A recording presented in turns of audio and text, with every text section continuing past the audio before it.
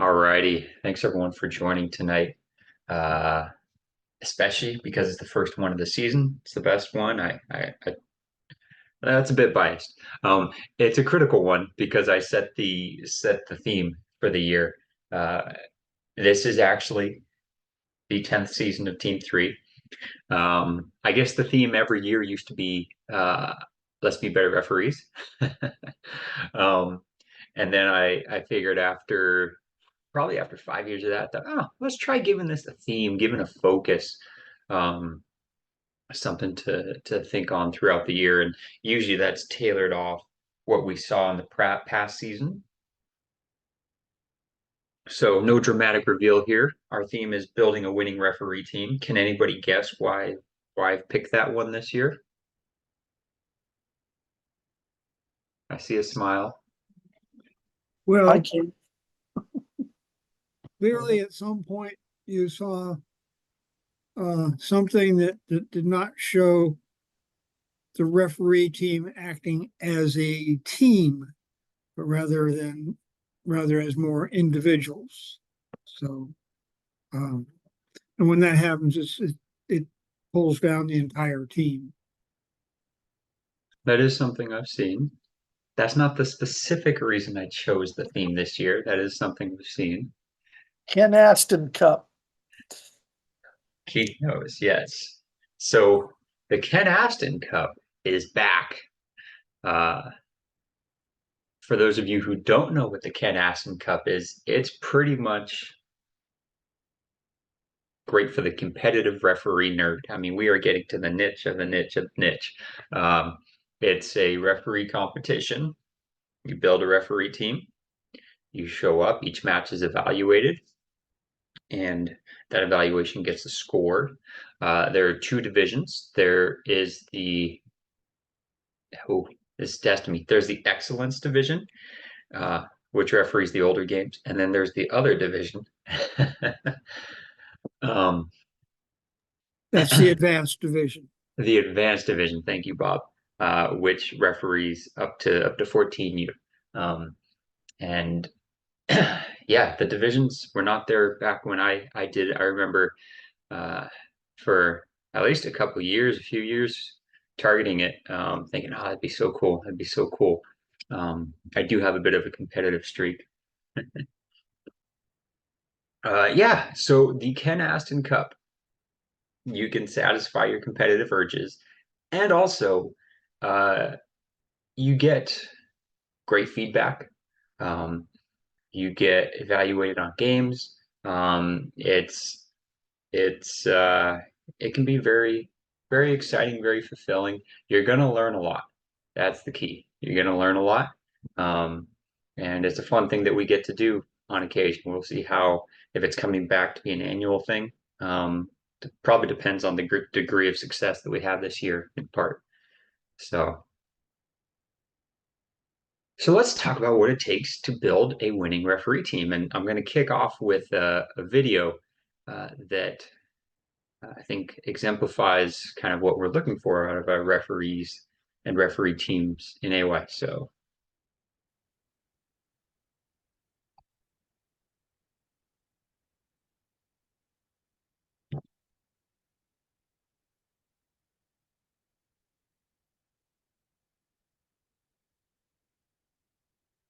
there are probably some familiar faces for you all.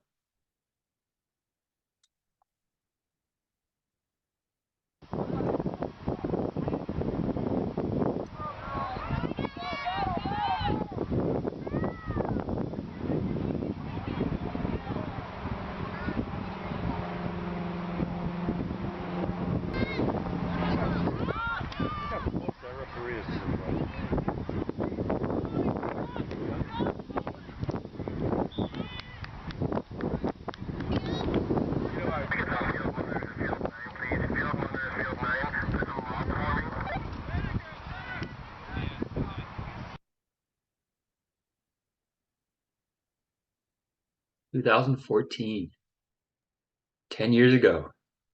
That was back when Team 3 started.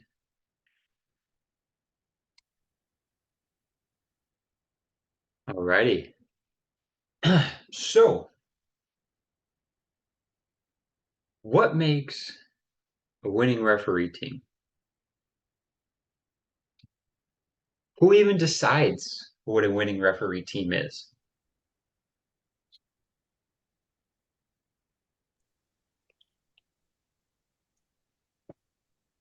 It's a, consensus decision. Okay, okay.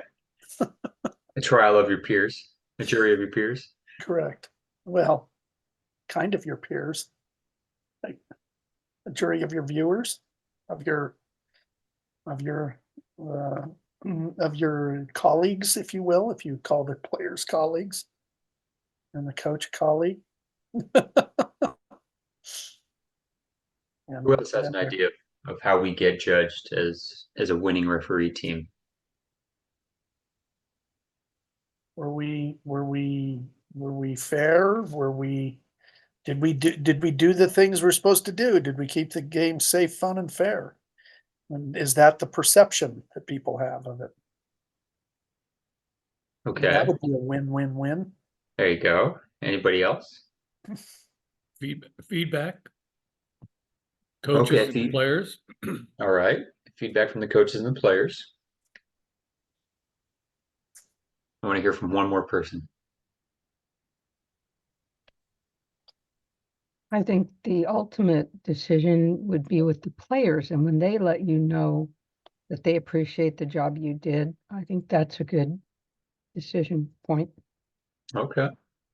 Especially in AYSO where we say it's for the kids. Uh, that is the target audience. That is the customer. Okay. So there are expectations, right? If they're judging, if we are being evaluated, we're being evaluated against some expectation. What kind of expectation is there of the referee team before the game? Well, get on the same page, How so? align goals and Okay. responsibility. How do we do that? Well, with a pregame.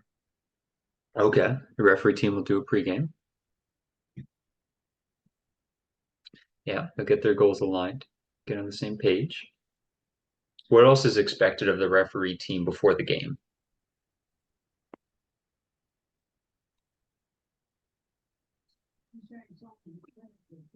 We would expect the referee team to interact with the two teams together as a referee team. Mm-hmm. We would expect the referee team to inspect the field as a team. Okay, yeah. So we've got the first encounter with the field, the first encounter with the players, the coaches. And of course, we're always under the eye of the spectators. Hi, this is Robert. Also, before any of that, to show up properly on time, 30 minutes before the game, I try to follow like we've done and also properly dressed. Okay. At least with everything but the final jersey that we may have to decide on after we see the colors of the both teams and the keepers, what they're going to wear. We want to look the part.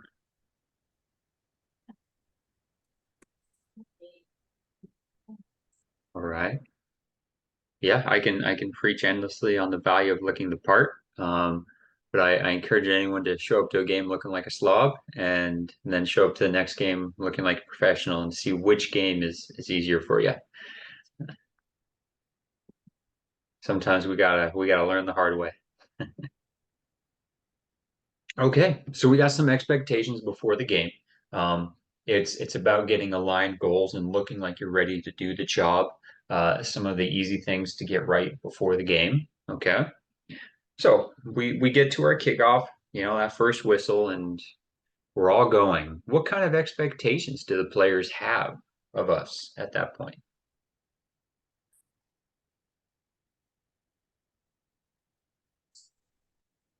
They expect you to know the laws. All right. Whether Not they know only- it, or not, they expect you to protect them. Okay, keep them safe. They expect you to be fair and treat them with respect. All right. Yes, respect is important.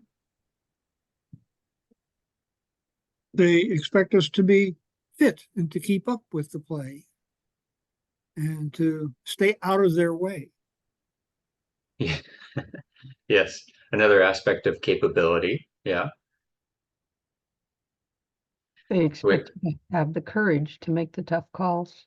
Okay, great. You expect Communicate us to, when necessary. What was that, John? Communicate when necessary.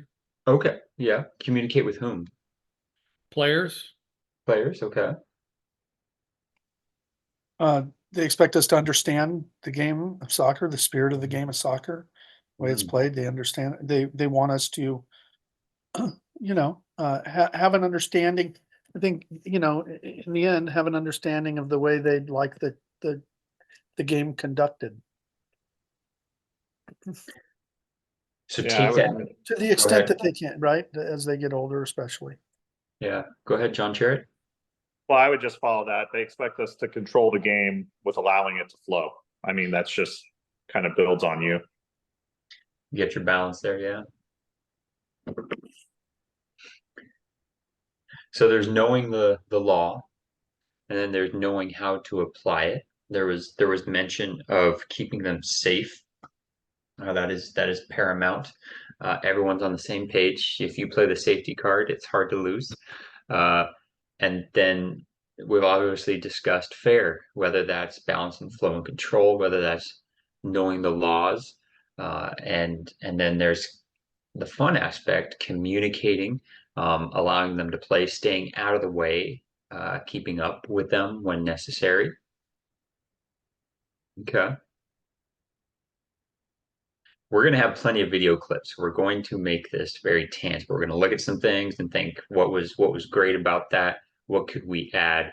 Um, but one very important thing, right? If it's for the kids, if the players are the ultimate judge, at the professional game, maybe the paying spectators, the broadcasters are a very powerful judge. For us, the kids are the wield the most power in judging whether the game was a success because they're there to play a game. They're there to have fun. And if they don't feel safe and they don't think it's fair, they're not going to have fun. So, how do we know how they're judging us in the moment?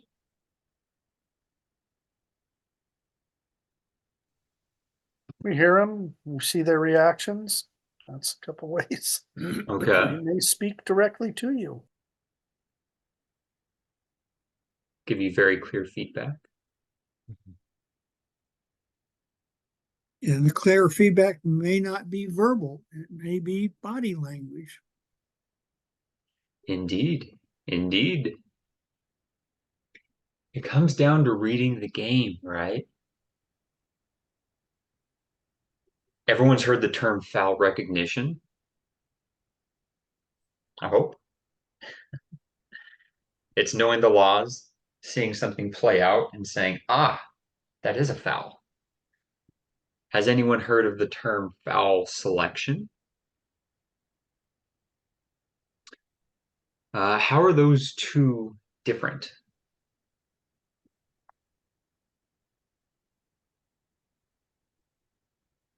You can read it, you can see the foul, recognize that it's a foul, but in terms of the context of the game, choose not to whistle it because it might be interfering with the game.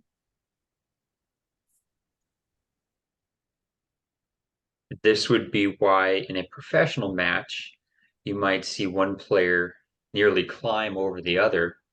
And then in a 10U match, if someone even starts tugging a shirt, that's going to get called. In the professional match, that's going to be played.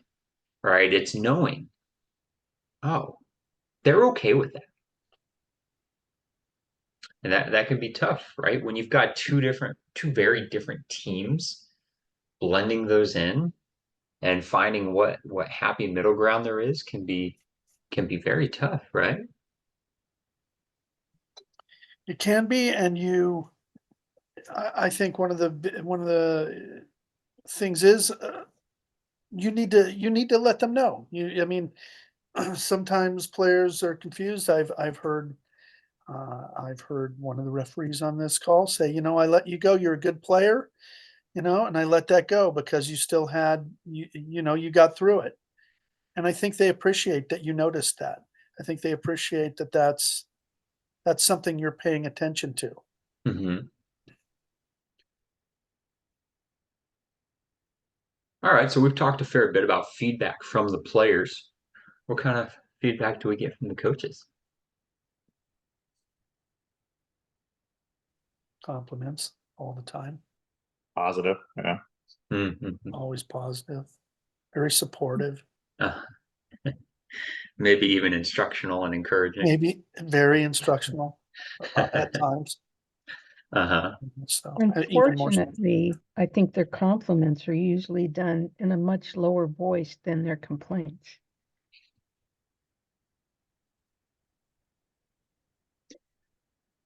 The ARs may get to key in on that more if they're tucked in right by the coach.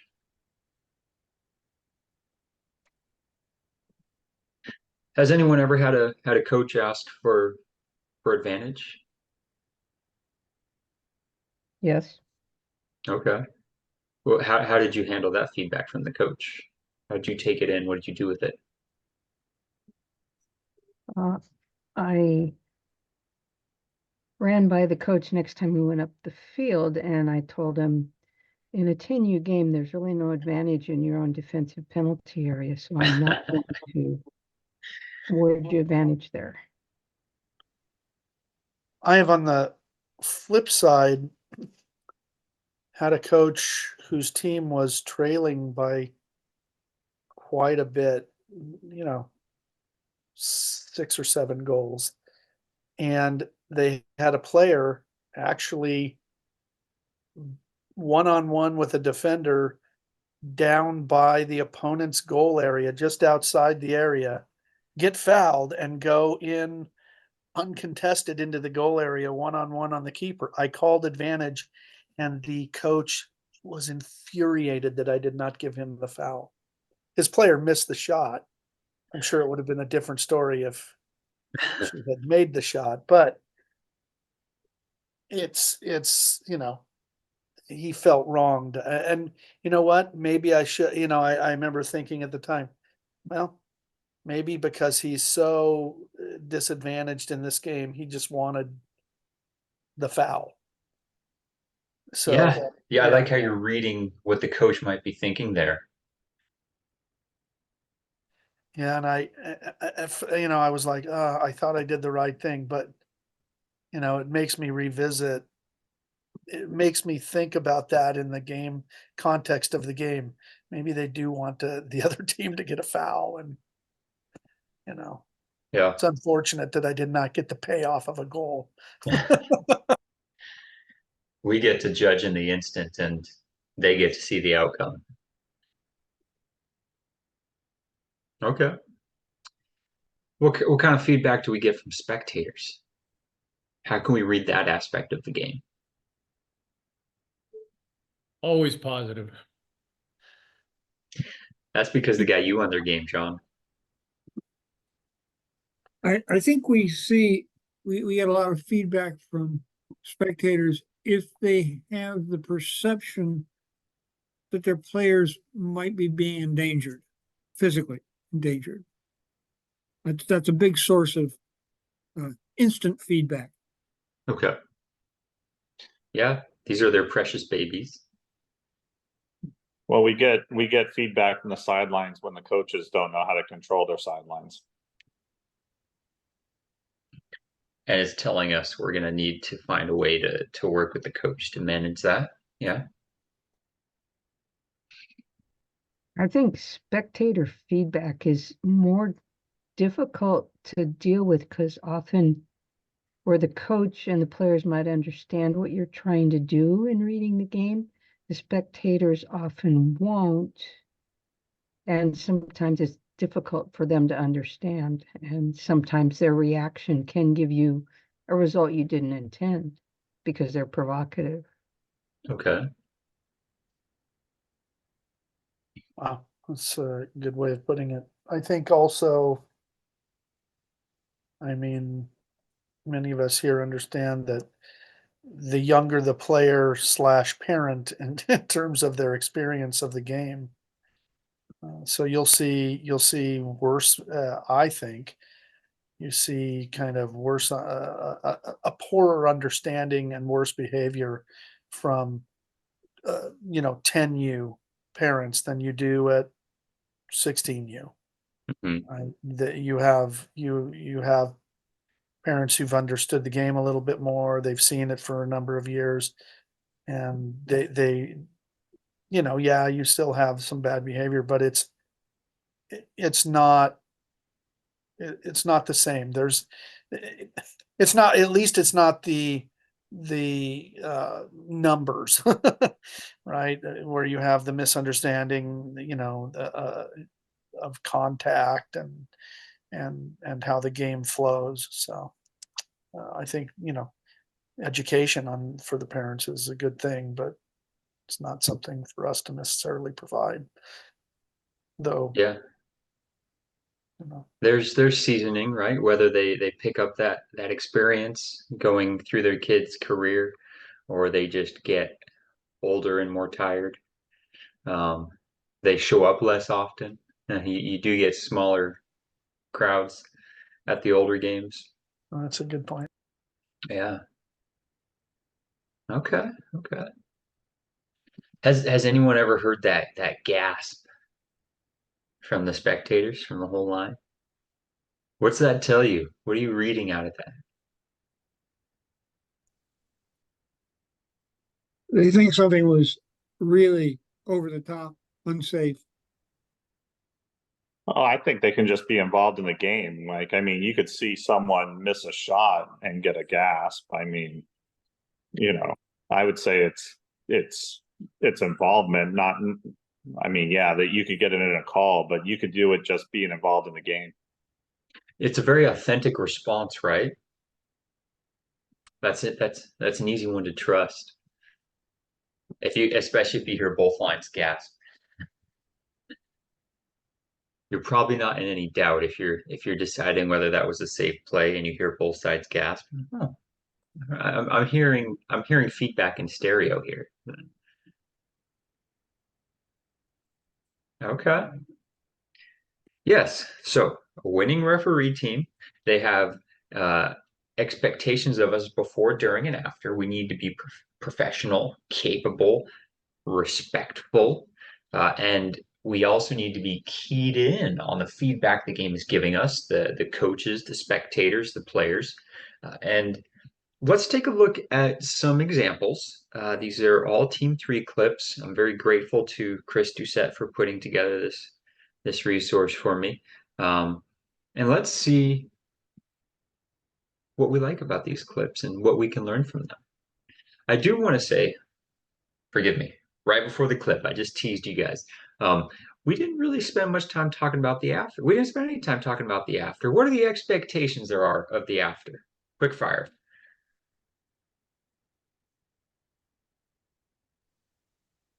Uh, you know, wrapping up the game with the teams and the coach, of course. Okay. Making sure that they respectfully sign off with each other, and that you walk away from the game in a hopefully in a civil manner, and then also you're depending on your time and how much time you have to spend, a debrief with your team, just a quick one. Hmm. How did it go? I'm sure there are other people with things to say. I think you gotta get off the field as soon as the handshake's over and remove any opportunity for anything to happen. Return the balls that you borrowed from the teams. Yeah. Yeah. Complete the game cards. Yep. Yeah, I know. I'm a strong fan of getting off the field before anything else happens. Let it end on good terms. Uh, get moving, get to the next game. Typically, That's spoken like a true referee administrator. Okay. Another thing I would add is be open to self-evaluation, evaluation from within your referee team. This is how we grow, right? Go make your mistakes as big as you need so that you learn them well and they don't come back. Think of the biggest mistake you've ever made as a referee. I bet you only made it once. Uh, Pull up the IFAB app on your phone and learn from it. Educate yourself. All right. No more teasing. Here we go with a clip. First of our series of clips here.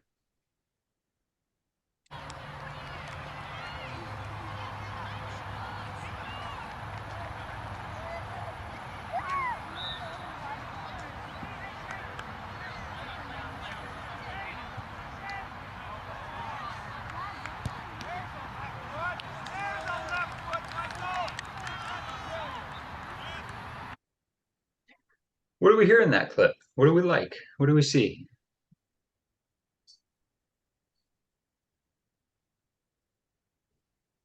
Spectators and coaches commenting. Mhm. Positively. They're able to focus on the kids' enjoyment. They're confident in safety and fairness there.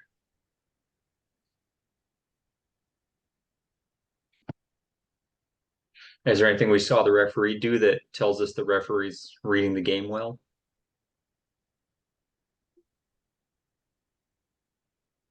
I thought I saw an advantage call there, Hmm.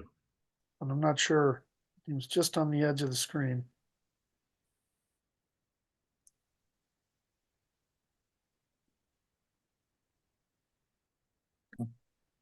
I Yes. did see an advantage call. What do we think about that advantage call? Yeah. I think it ultimately the team ended up with a shot on goal, so that's good stuff. How did the referee know to do that?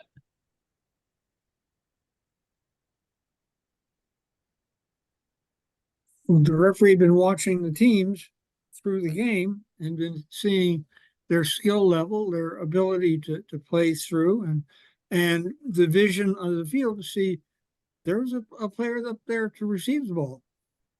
Hmm. Yeah, a lot of things Bob mentioned there.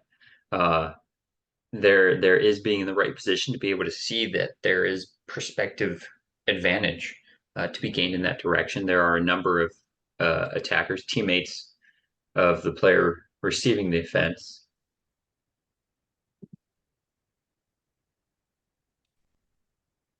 There we go. I mean, nobody would argue against calling this, right?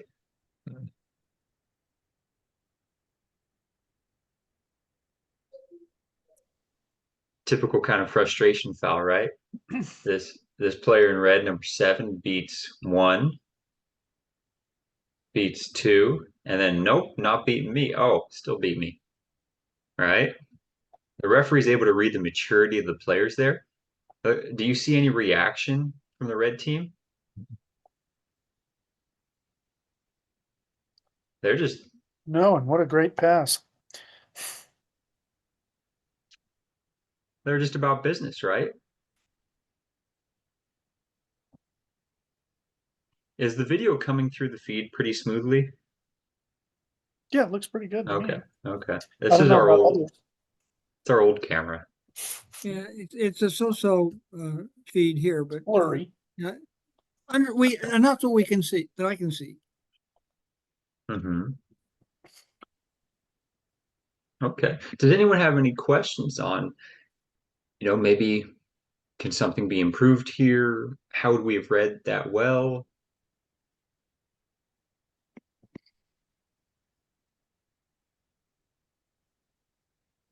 Looks pretty good. The referee wants to continue. I think that's the only thing I see is he's kind of get I down didn't there. see the referee in the picture.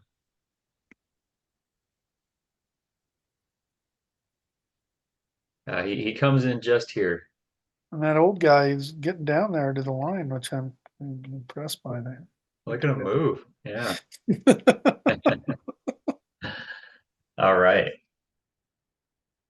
pretty happy with that.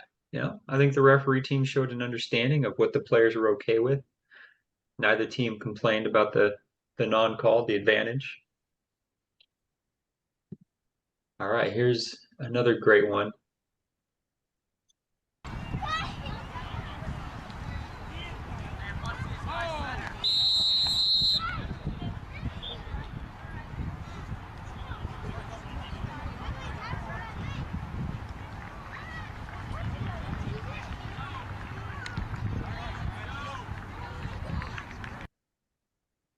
This is James Boyd night. Yeah, it is. The same referee. All right, what do we think about this clip?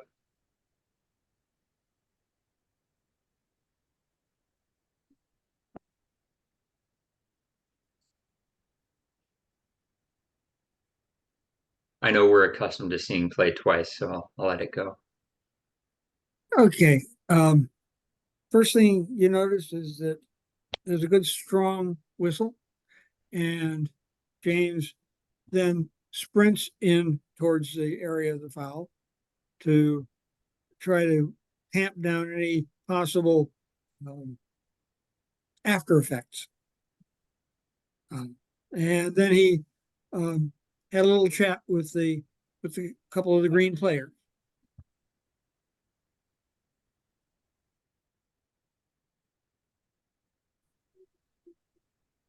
Yep, Good sportsmanship. indeed. Indeed, these players are being quite mature, aren't they? Yes. Yes, he realized he might get a caution, so he went back and checked on him, and it looks very sincere.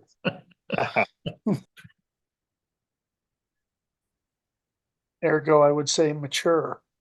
At least savvy, right? Savvy. Correct.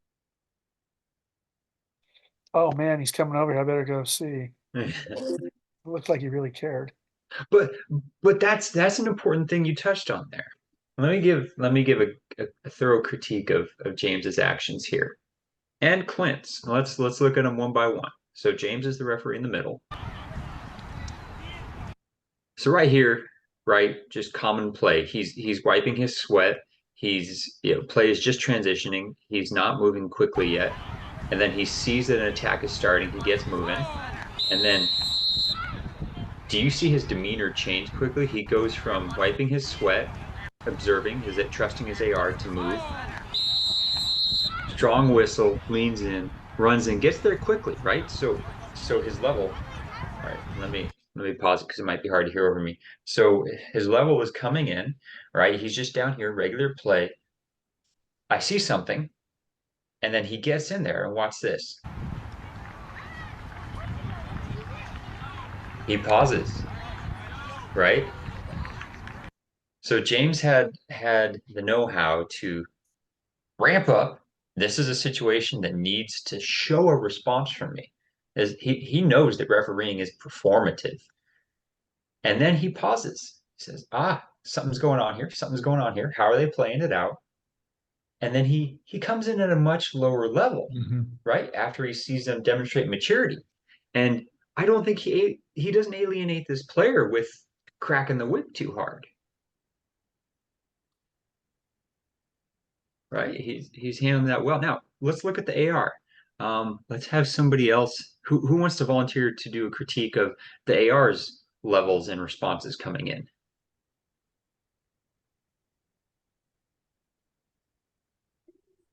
Well, I think his response was measured. I don't think he pulled the flag up quickly, but he just made sure of what he saw before he put the flag up and then made his signal.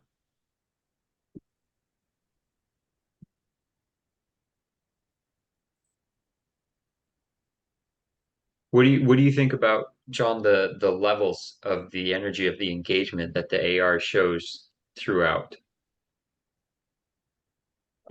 He was pretty focused. Wasn't overly energetic or excitable, but he called the foul. And the two of them, both the center and the side, I think worked well together. like you said, I'm like the way the center took his time assessing around the foul to see what else may be happening before he moved in to talk to the player. And the side's there to support him. Yeah, so the AR is just doing his thing, falling offside, observing, and then he ratchets up, he responds quickly, and then he stays high a bit because you see his hand out, he's addressing the comments from the touchline. And then he comes in and observes just as the referee does. And then they both see, okay, this doesn't need us to stay at a 10. We can come back down to a 3 and handle it from there.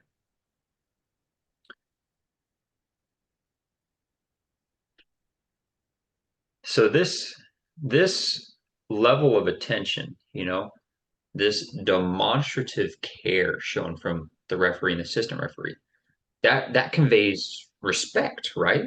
Like, okay, I see you had a risk of being injured. I may even see that they stopped a promising attack that you had going on there.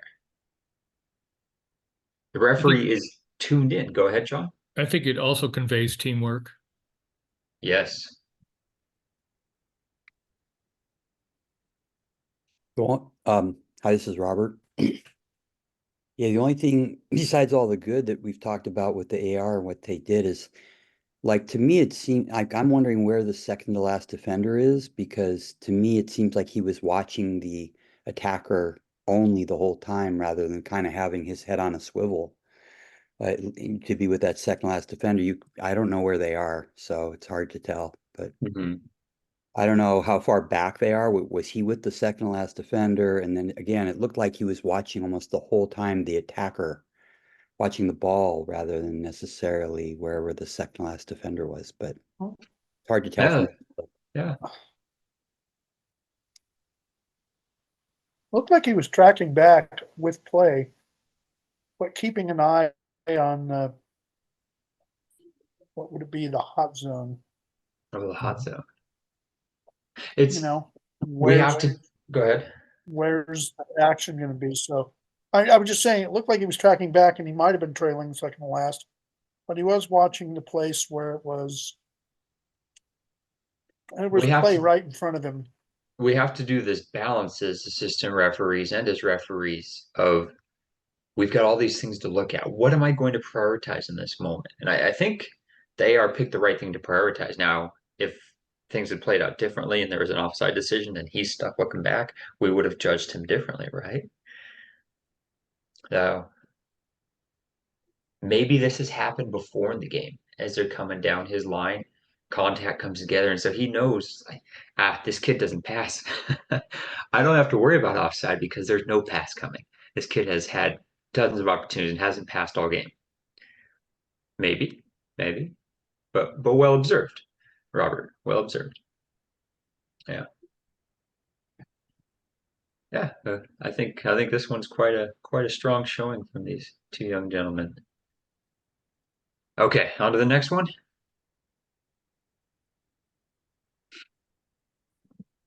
Right, this one's a short clip.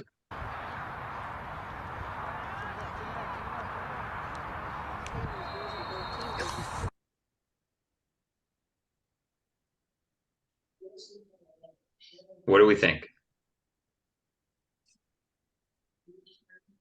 I think he's very decisive, and he gets directly to the to the spot. He sees what he sees. He makes the call. He goes, and there's no doubt. Penalty kick.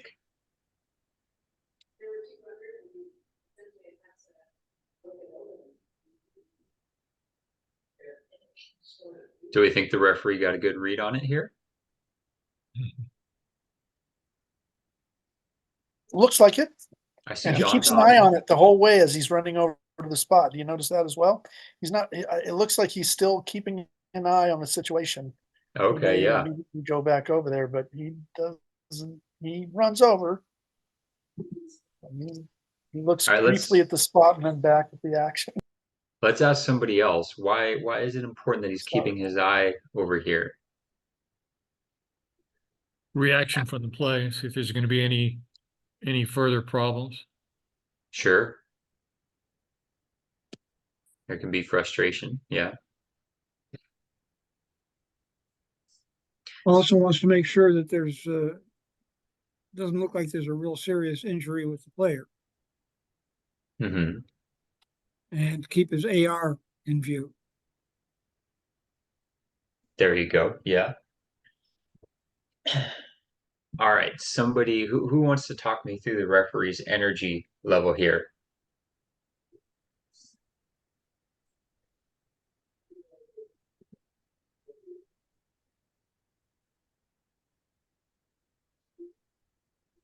We got some shy folks.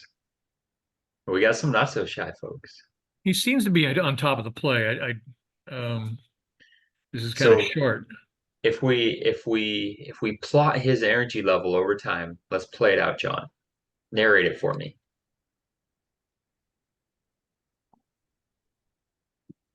I'm not sure where the net is, where the goal is. I think he's positioning himself well to see the angle of the play. Hmm. What's his energy level here from a 1 to a 10? Right in here. Well, I think it reflects the play. He's within 15, 20 yards of the play, so I think he's got the right speed. Okay, he's attuned to it. Yeah, he reflects play. And then I like that. He reflects play. He's looking for angles here. Yeah. And then right here, what would you say his energy level becomes? What's decisive? Yes. The game needs me. Yeah. The level of play, the energy of play went up. So I reflected that I went up as well. I'm liking that term, John. I'm gonna steal it. So you see how the referee's keyed in? Mhm. Yeah. So we start out just run of the mill and he says, I'm needed here.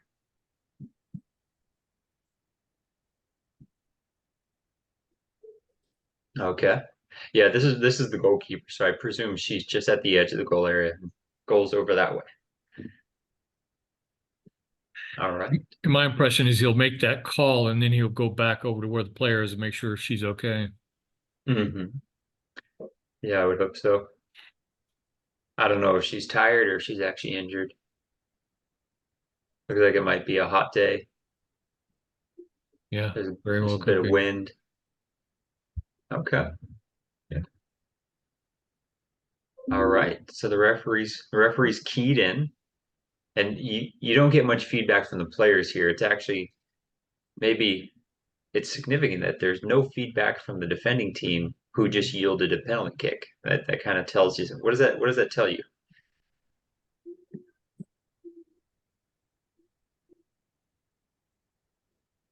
It's been a long day for them.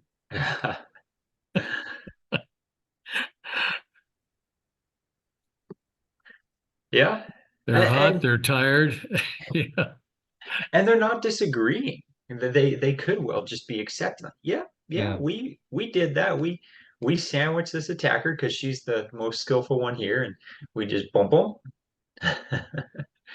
We made sure that we stopped play. We did our job, and you did your job. That's mutual respect, I think. Okay, let's get back to the James Boyd show.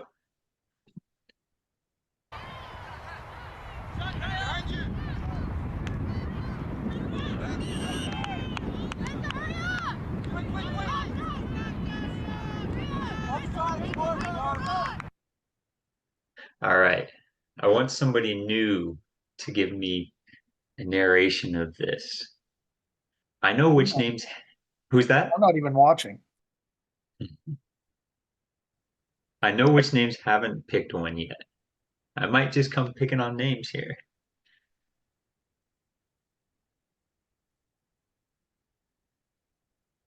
I'll pick on you, Mr. Charrett. Okay, So, replay it for me one time so I can follow it, please. yeah.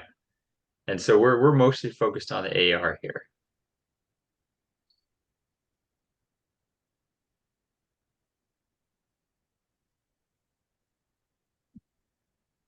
Yeah, I mean, he was calm, cool, came down, made the call. I didn't see, I mean, I don't really see where the referee is, but he seemed like he made eye contact because he looked over towards his left and then put down his flag. But Yeah. calm the whole time, shift, flag up, acknowledgement down. I mean, smooth the whole time. That team's got it together, right? The referee Yeah. didn't miss a beat.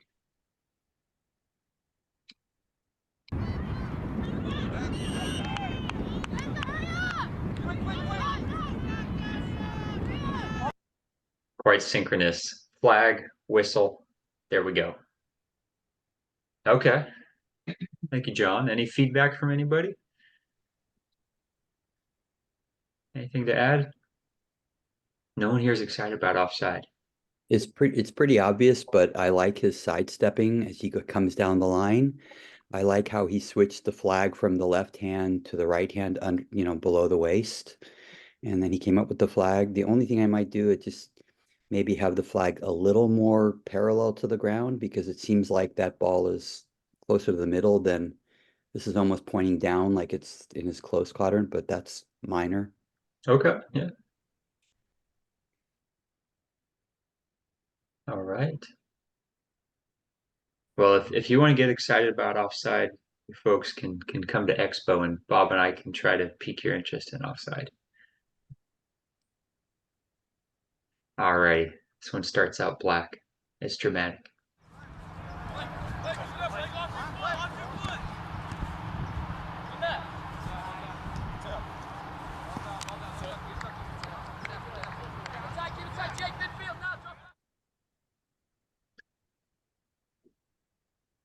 Okay, I'm gonna pick someone new if no one speaks up on narrating this one.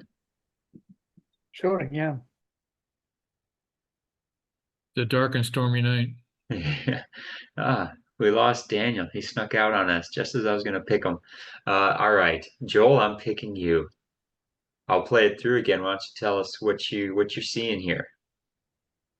Have to be honest, my phone is, I see like every half second on the video. Oh, okay. Um, So that's fair. it's really hard to understand the flow, but I see he's calling in and out. So Yeah. Okay. That's fair. Thanks for letting me know that you're having that slowness. yeah, I saw the flag up and then the flag was down, but it seemed like a very quick, like a good hang time. And I didn't see the play too much what was going on. I'm assuming he got it right, but yeah, it looked like just a decent in and out, and let's play again. Let's keep going. Not much drama. I think we get an indication here. Right there, that's a great pause. Um, what's indicated here? This is open to anybody. Well, Alex, before Eye he's contact. raising his flag, is indicating that it's going to be a throw in to his left. In other words, I guess it's the white yellow team is going to be taking the throw in, but he's indicating that before they raise their arms together. What were you saying, Cindy? I was just gonna say, perfect eye contact. They're both looking at each other. And in contrast, you can see on either side of Alex, you can see the yellow and red player, each want it to go their way, but they're not focusing on that. They're looking at each other before the signal goes up, synchronized. It's an opportunity for contention, right? And the ball's bouncing around a little bit. We might underestimate the value of throw-ins at time. They're not always hugely impactful to the flow of the game, but they can be impactful to your authority if you're all cross-eyed with your referee or your AR. So we often get quite focused on this overplayed out pre-signal. And here it looks like Alex isn't totally sure. And I want to say that's Ulysses in the middle. Ulysses looks at him and they're both like, yep, we're going this way. And it's quite seamless. It's so seamless that Joel's connection wouldn't even let him see that there was that moment of just a little bit of pause where Alex looks like he's thinking, I'm not sure. He's kind of easing his flag up, and then he's like, yep. Unless you're a referee nerd like us, you're probably not going to notice it. All right, throw-ins. How exciting. We will move on to the next one. I think everyone who's here has narrated one now.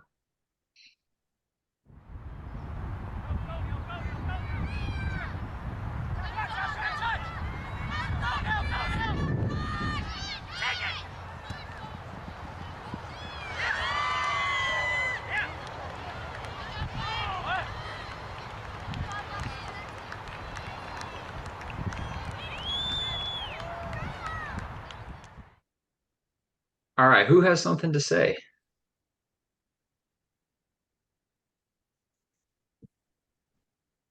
The side was where you needed to be.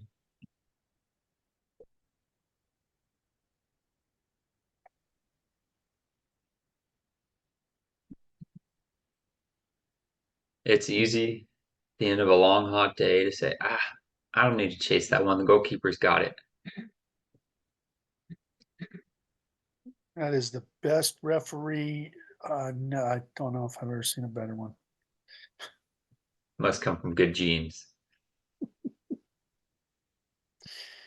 Well done. Well done.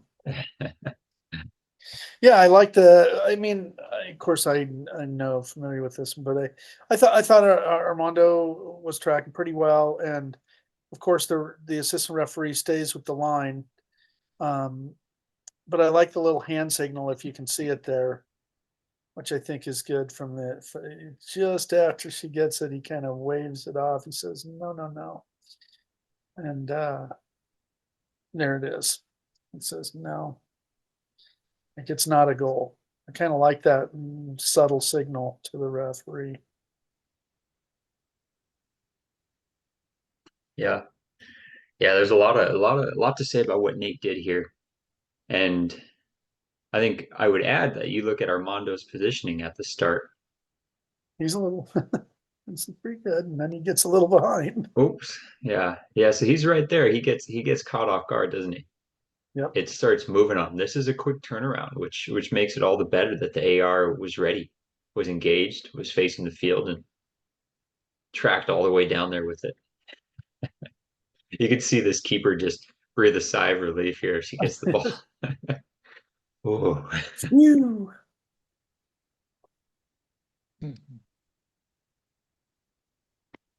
Whoever was doing the camera, well done. That's professionalism, isn't it? That AR getting down to the line there. I mean, what's more important in a soccer game than seeing whether a goal was scored? I keep doing that where I accidentally shut it out. That was awesome by the AR. Oops. It's great. Yeah. Only he would still ref. Yeah. Yeah, so this shows that the referee cares.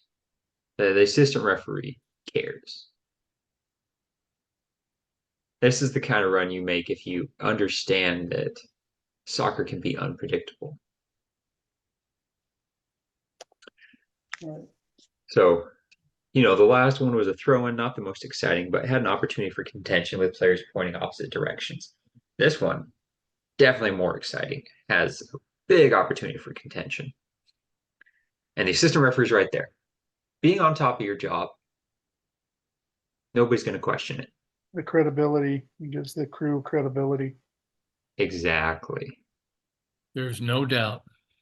Amen. All right, that's well done. Got just a couple more for you folks here. Actually, last one here. Must be a special one.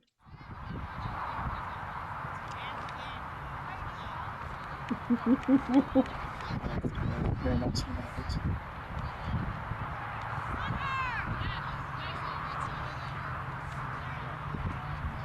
You know what? I said everybody had narrated one. I think Cindy didn't narrate one yet. So she'll get to narrate this one when we play it through the second time. Cindy, can you read lips? Oh, they're trying to figure out what they're gonna have for dinner after the,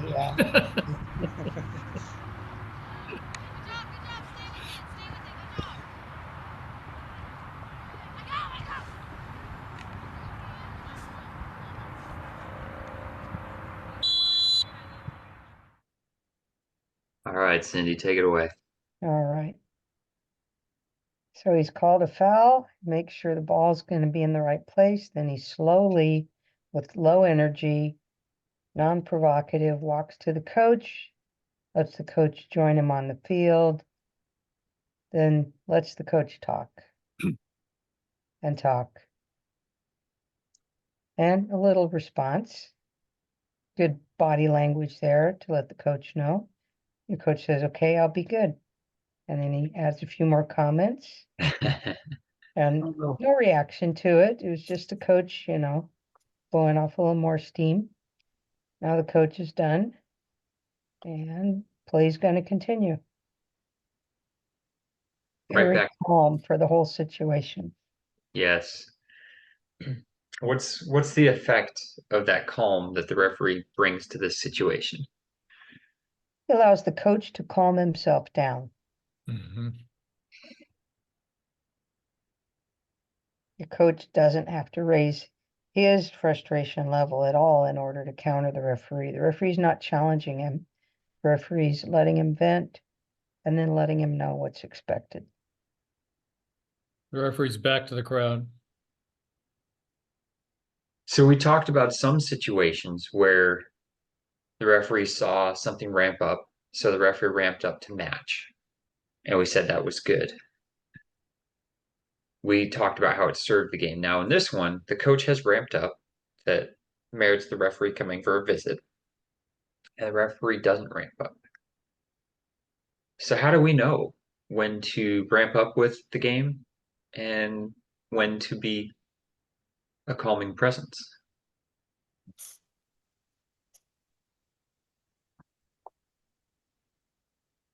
well, I'm not sure.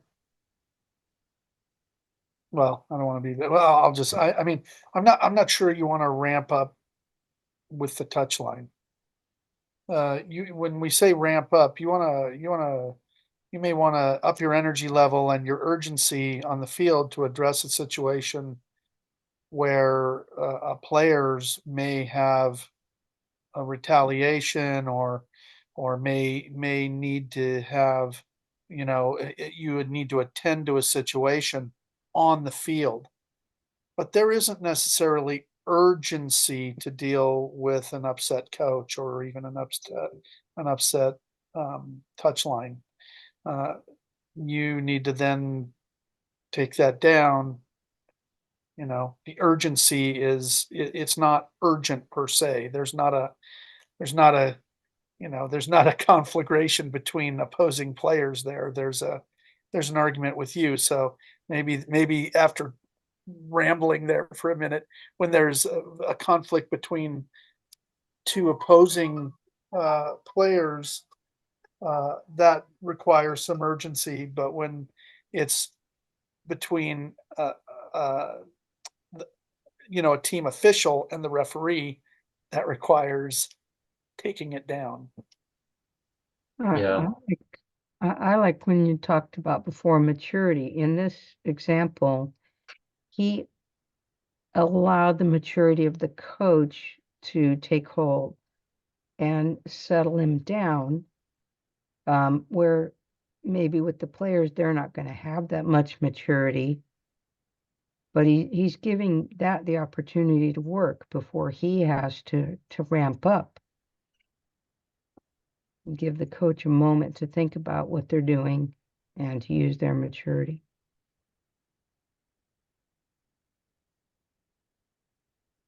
Yeah. I think we got some technical minds in the room. Let's see how this metaphor lands. A laser is a reflection. Something starts small and then boom, boom, boom, boom, boom, boom, comes out very powerful light. All right. That's maybe not the reflection we want to create with the coach. We don't want to escalate things. We want to de-escalate. So John had previously mentioned reflecting play back.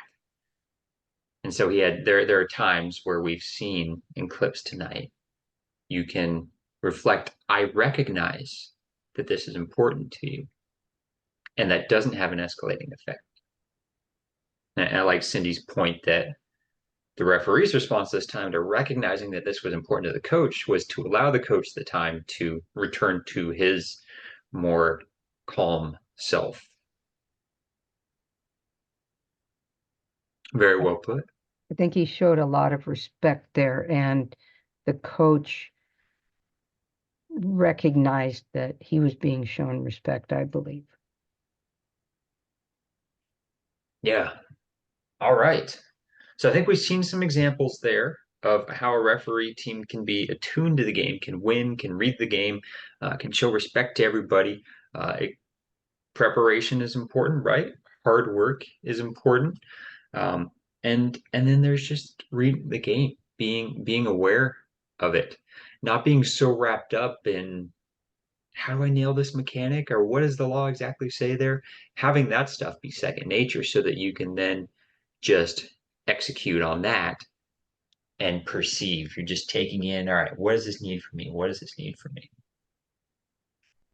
All that comes together to make a winning referee team. So I do want to highlight the Ken Aston Cup. Team 3 is intentionally not coordinating games at the boys Strawberry Cup tournament this year because I want our focus to be on those of you who will be on referee teams, um, and support you and uh, see how the work goes together. So it is May 4th and 5th in Camarillo at the Strawberry Cup on Boys Weekend.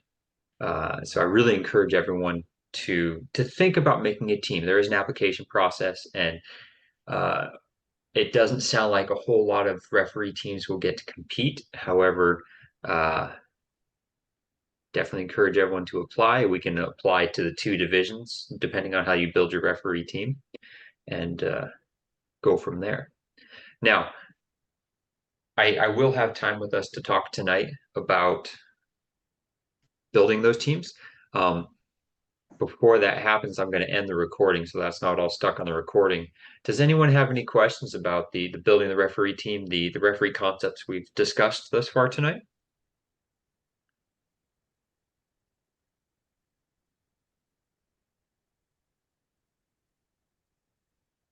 All right. You guys learned everything. You know how to be a winning referee team. Oh, I see somebody sent a chat. I don't know what time that came through. Okay. All right. So I'm going to end the recording here.